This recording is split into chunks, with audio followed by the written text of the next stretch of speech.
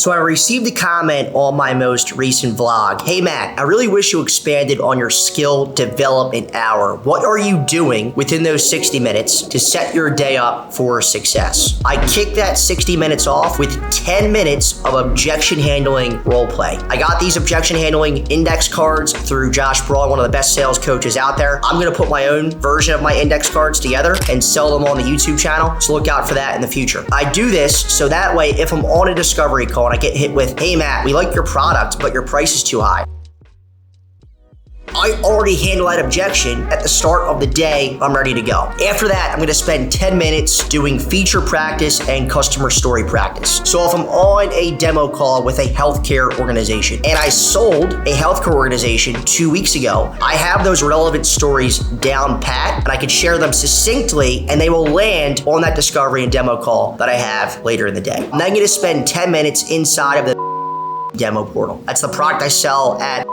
That way, if any new updates came down with the product, any new features came out recently, I know how to pitch them on a call, and I'll end that 60 minutes with 30 minutes of discovery and demo practice. So typically in that 30-minute stretch, I'm spending time inside of the 65-page discovery and demo guide that I put together. You can gain access to that in the description of this video. It's tips, tactics, strategies, word tracks, no fluff, all actionable tips you could use on your discovery and demo calls that I learned from some of the top sales coaches out there. So I'm spending time inside of that guide to make sure I know the right questions I need to be asking. I know how to properly do a demo, what the order of operations looks like, top questions I should be asking when I'm demoing. So it's a conversation and not a presentation. So that's how I spend those 60 minutes, guys. I would say that it is the most important hour of my entire day. It sets my entire day up for success. I am not doing well in my sales role. Q1 wrapped up a couple weeks ago. I missed my Q1 quota. I'm not tracking to hit my 2024 number. I'm way off pace. If I don't pick it up and get my shit together, I'm not gonna hit my number. I'm struggling. I'm in a bit of a rut. I'm in a sales slump, which happens from time to time. But for me, what's more of a concern than missing my Q1 number is the quality of my sales discovery and demo conversations have been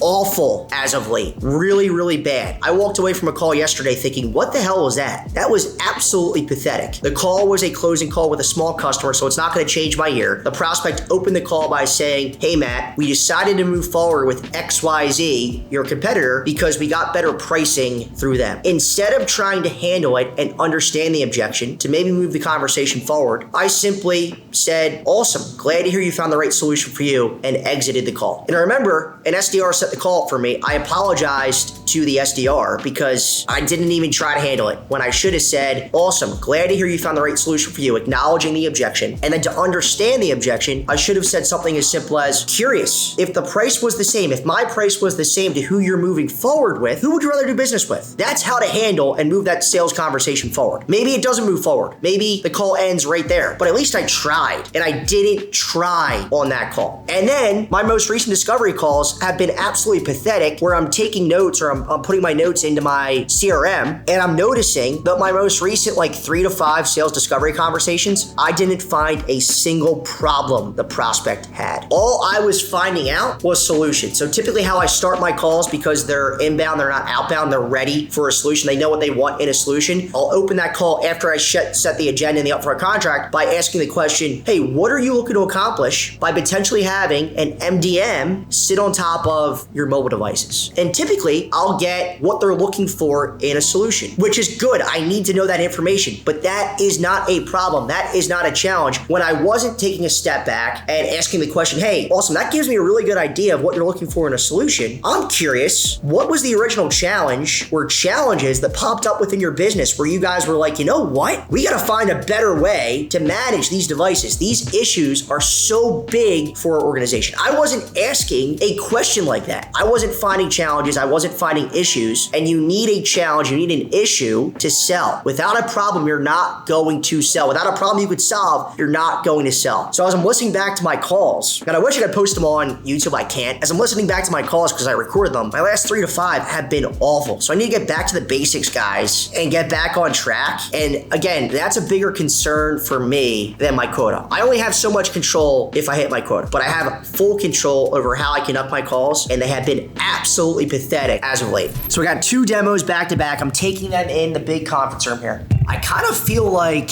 the boss in Christmas Vacation who's sitting at the end of the conference table when Clark Griswold walks in to drop off his gift. Mr. Shirley, Merry Christmas.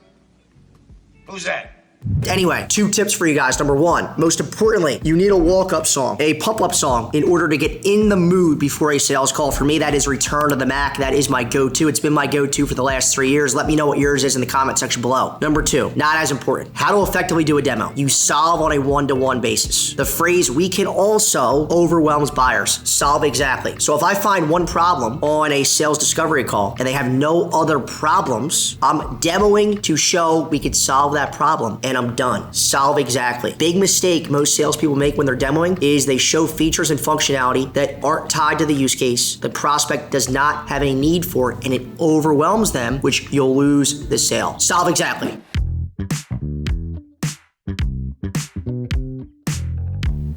I'm in a phone booth in my office about to make some cold calls. This is the worst part of my day as a salesperson. And I know a lot of people, you may have found me on YouTube based on the cold call content I produced and continue to produce on this channel. And you might think, man, that guy loves cold calling. I do not at all. I hate cold calling. This is the worst part of my day. It's the most grueling part of my day. Absolutely despise it. Any salesperson that tells you they like cold calling, they're either lying to you, and if they're not lying to you, they're a sociopath and a potential future serial killer. So watch out for them. I hate it. Absolutely hate it. And I think in 5 to 7 years, and you might unsubscribe from my YouTube channel after hearing this statement, I think in the next 5 to 7 years, cold calling will be dead. It will not be viable for you to pick up a phone and call somebody randomly out of the blue who doesn't know you and set a meeting with them. That will be a thing of the past. I know who watches these YouTube videos. We're millennials, we're Gen Zers. We're 18 years old to 35 years old. I'm 30.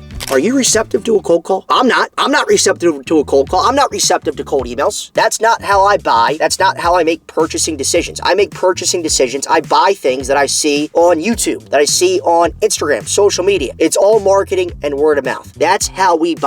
So I think if you want to future-proof yourself in sales, you better get damn good at marketing. The best salespeople in the future will not be the most technically gifted and skilled salespeople. They're going to be the best marketers, the best people at getting eyes and making noise around their product. So if you don't do that now, if you don't know how to do it, that's okay. I'm going to make content around that because I think in terms of my skill set as a salesperson, I'm pretty good at that. If you follow me on LinkedIn, I'm really good at it. And there's a book you guys should read, They Ask You Answer by Marcus Sheridan. It walks through exactly how to do it effectively to bring in inbound business to your business. So you're not relying on this thing and you're not going to be able to rely on this thing because it's not going to work. So I'm going to make some cold calls because I have to do it. I still do it because I have to. It works right now. It works right now, but it's not going to work in 5 to 7 years. Mark my words. If I'm wrong, unsubscribe in 5 to 7 years.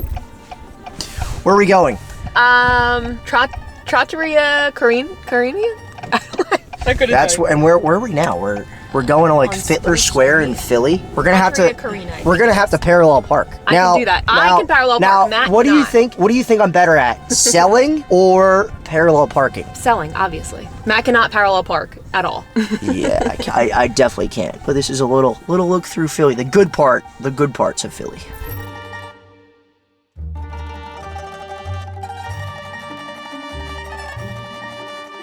So I realized that I totally forgot to close out the vlog. So me and Jersey here, we're gonna close it out. So we are struggling, we're not doing well. It's not the end of the world. Going out to dinner with my girlfriend, hanging out with Jersey, hanging out with my dad, watching a basketball game is way more important than work. But there are certain things that I have to do that I haven't been doing, that I usually do, that will help me get back on track. And it's the little things, asking the right questions, preparing the right way. And it's easy to, not easy to get in a slump, but you get into slumps in sales, they happen. It's just important to know that not get too high, don't get too low, and I'll make a video about that in the future. But we'll get back on track hopefully soon and give myself a chance to hit quota. Let's see what happens.